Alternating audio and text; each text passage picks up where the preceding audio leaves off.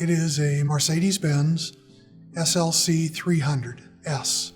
The car is nothing really super special. It's nice car. But it is kind of special now because it's all intertwined and kind of part of the story. Emporium is about 3 hours from Harrisburg. We had purchased the car. The car dealership had held it because it was wintertime and it's a kind of car you don't want to drive in the winter. So we had brought a tilt bed, a car carrier down, belonged to my cousin, to pick the car up. Went to the dealership, picked the car up, and then we started to return home. And right after we started the return home, I went into cardiac arrest. I looked over and he was completely gone. And I think everything went into a reflex mode then. I kind of jumped across and I had to kick his foot off the gas, and I just steered off the highway then. So I got pulled over, and 911 was asking the questions, and we the whole time I was then compressing on his chest as he was sitting up, but there was no response at all.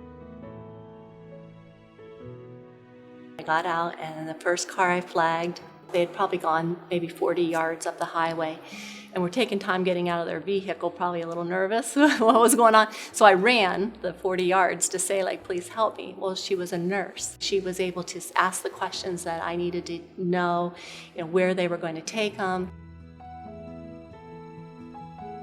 He was in full-blown cardiogenic shock, had a very low blood pressure, and was in throes of a massive heart attack. We were able to initially stabilize him with the use of a left ventricular assist device, which is called the Impella. The Impella is a catheter which has a small pump inside the catheter that helps to facilitate increased cardiac output to help the perfusion of the blood to the rest of the body. Dr. Paczynski did come in then, and he quickly drew us the picture and showed us the stent, where it was placed. He described the new Impella device that was implemented.